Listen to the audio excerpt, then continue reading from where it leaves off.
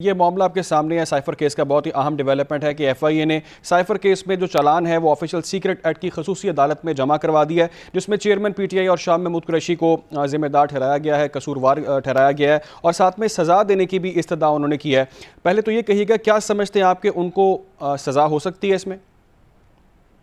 بسم اللہ الرحمن الرحیم، آپ کا بہت شکریہ۔ اس سارے کیس کے تین بڑے امپورٹنٹ ایریاز ہیں۔ ایک اس کا امپورٹنٹ ایریا یہ ہے کہ under the prime minister oath جو ہے وہ کوئی بھی ملک کا چیف ایگزیکٹو جو ہے وہ اس چیز کا پابند ہوتا ہے، جو شیڈول 3 آف دا کانسٹیٹیوشن ہے، کہ جو بھی چیز اس کے علم میں لائی جائے اور وہ ایسی چیز ہو جو قانون اس کو اجازت نہ دیتا ہو تو وہ اس کو ڈسکلوز نہیں کر سکتے۔ اسی طرح پاکستان کے جتنے سول سرونٹس ہیں یا پبلک سرونٹس ہیں یا پاکستان کے کانسٹیٹیوشنل پوزیشنز کے اندر لوگ ہوتے ہیں، وہ آفیشل سیکرٹ ایکٹ کے اندر ڈکلیریشن ہوتے ہیں کہ کوئی بھی چیز جو ایسی جو ان کے علم کے اندر لائی جائے جس کو قانون اجازت نہ دیتا ہو اور وہ نیشنل سیکورٹی ریلیٹڈ ہو تو اس کے اوپر اگر وہ کوئی انفارمیشن کو لیک کرتے ہیں تو اس کے اندر لا اور ایک کانسیکوینس رہتا ہے، اور وہ آفیشل سیکرٹ ایکٹ کے اندر سیکشن 5 ہے اور سیکشن 9 ہے، جس کے اندر سیکشن 5 یہ کہتا ہے کہ اگر آپ کے علم میں کوئی چیز لائی گئی اور آپ نے اس انفارمیشن کو کسی اور جگہ پاس آن کیا تو آپ پہ سیکشن 5 لگے گا، اور سیکشن 9 جو آفیشل سیکرٹ ایکٹ ہے یہ کہتا ہے کہ آپ کے علم میں جو چیز آئی آپ نے اس کو ڈسامنیٹ کیا، یعنی ایک سے زیادہ لوگوں تک آپ نے پہنچایا۔ اس کے اندر جو قانون میں سزا تجویز کی گئی ہے وہ کی گئی ہے 2 سے لے کے 14 سال تک، جو ہمارا آفیشل سیکرٹ ایکٹ کہتا ہے۔ اب پاکستان کی ہسٹری کے اندر پہلی دفعہ کسی فارمر پرائم منسٹر کے خلاف جو ہے وہ آفیشل سیکرٹ ایکٹ کا چارج آیا ہے، اور اس کے اندر 2 چیزیں بڑی امپورٹنٹ ہیں۔ ایک اس کے اندر امپورٹنٹ یہ ہے کہ جنہوں نے ڈپلومیٹک کیبل بھجوائی تھی، اسد مجید جو اس وقت آؤٹ گوئنگ ہمارے امبیسڈر تھے، جن کے گھر کے اندر لنچ کے اوپر ایک میٹنگ ہوئی اور اس میٹنگ کے اندر جو assistant secretary of foreign affairs تھے امریکہ کے، انہوں نے ایک بات ان سے کہی، وہ بات پاکستان کے اندر جب پہنچی اور اس کے اوپر آپ کو پتہ ہے کہ پھر ایک 27 کی میٹنگ بھی ہوئی جو پبلک میٹنگ اسلام آباد کے اندر ہوئی، اور اس کے اندر فارمر پرائم منسٹر نے ایک لیٹر کو ویو کیا اور کہا کہ بھی یہ ہے وہ لیٹر کہ جس سے میری گورنمنٹ کا رجیم چینج کیا جا رہا ہے یا ٹاپل ڈاؤن کیا جا رہا ہے۔ تو اسد مجید صاحب بھی اس کیس کے اندر 161 کی اسٹیٹمنٹ لے کے آئے ہیں۔ دوسرا اس کے اندر جو امپورٹنٹ تھا وہ تھا ان کے پرنسپل سیکرٹری، اور پاکستان کی ہسٹری کے اندر پہلی دفعہ کسی فارمر پرنسپل سیکرٹری نے اپنے فارمر پرائم منسٹر باس کے خلاف ایک اسٹیٹمنٹ، ایک نہیں 2 دی ہیں۔ ایک انہوں نے 161 کی اسٹیٹمنٹ دی ہے اور دوسری انہوں نے 164 کی اسٹیٹمنٹ دی ہے جو CRPC ہے، اور ان کے اندر انہوں نے یہ کہا گیا ہے کہ ہماری ایک میٹنگ ہوئی تھی، اس میٹنگ کے اندر یہ طے ہوا تھا کہ ہم اس کو یوز کریں گے، اور دوسرا انہوں نے یہ کہا کہ وہ جو سائفر تھا وہ اس وقت پرائم منسٹر کے پاس ہم نے دے دیا تھا اور وہ مجھے واپس نہیں آیا۔ اب یہ جو دونوں سٹیٹمنٹس ہیں اور پرائم منسٹر کی پبلک اپیرنس ہے یا فارمر ہمارے جو فارن منسٹر ان کی جو پبلک اپیرنسز ہیں، اور ساتھ اس دور کا جو فارن سیکرٹری تھے سہیل محمود، ان کی سٹیٹمنٹس ہیں، تو اگر ان سٹیٹمنٹس کے کانٹیکسٹ کے اندر جایا جائے تو میں یہ سمجھتا ہوں کہ یہ ایک بڑا اسٹرانگ کیس جو ہے وہ ایف آئی اے نے جمع کروایا ہے۔ احسان صاحب آپ نے خود ہی ذکر کر دیا، میں آپ سے یہ سوال کرنے والا تھا کہ سابق پرنسپل سیکرٹری اعظم خان کا بہت قریب تھے وہ، سابق چیئرمین سابق وزیر اعظم کے ساتھ بہت ان کے گہرے تعلقات تھے، تو ان کا 161 اور 164 کا جو بیان ہے جو چالان کے ساتھ اب منسلک کیا جا چکا ہے، کتنا امپورٹنٹ ہے یہ، اور کیا یہ خود بھی اس کی پکڑ میں آ سکتے ہیں یا یہ بس یہ وعدہ معاف گواہ بن کر یا بیان ان کا ساتھ منسلک ہو گیا اور یہ بری ذمہ ہو گئے؟ بنیادی طور پہ تو یہ ہے کہ 161 کی جو اسٹیٹمنٹ ہے وہ کوئی بھی انویسٹیگیٹنگ آفیسر اس کو ریکارڈ کرتا ہے اور اس کے نیچے آپ کا سگنیچرز ہونا ضروری نہیں ہوتے،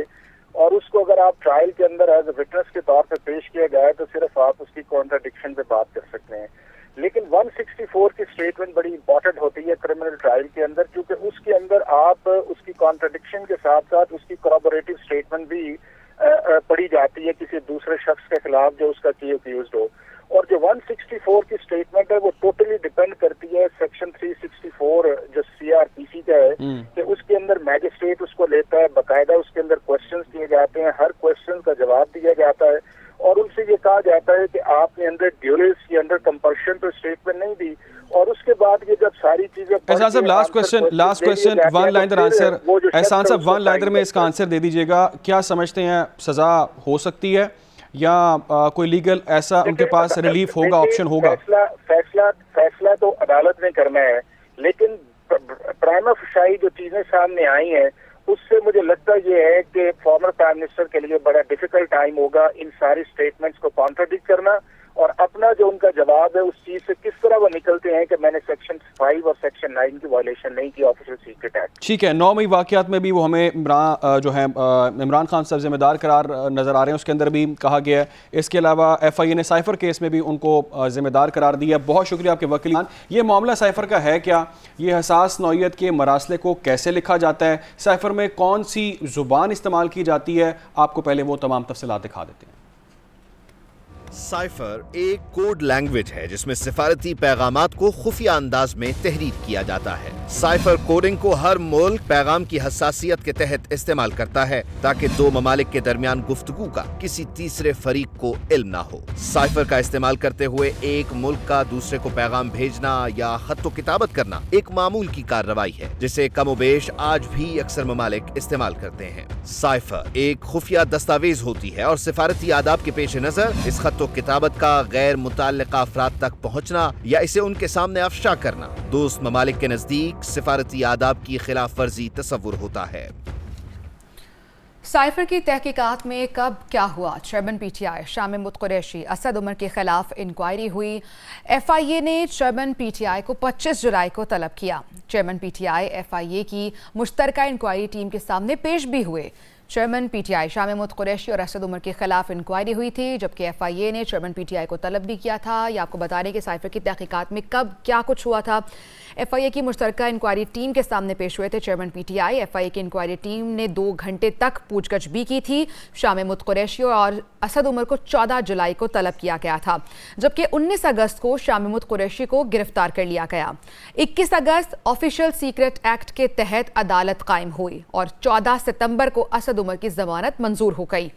سائفر کی تحقیقات میں کب کیا ہوا ہے وہ آپ کو بتا رہے ہیں کہ اب تک کی سائفر کی تحقیقات میں کیا پیش رفت ہوئی ہے۔ اسد عمر کی ضمانت 14 ستمبر کو منظور ہوئی تھی اور شاہ محمود قریشی کو بھی اسی کیس میں گرفتار کیا گیا تھا۔ اب تک جو 3 اہم نام اس کیس میں سامنے آئے ہیں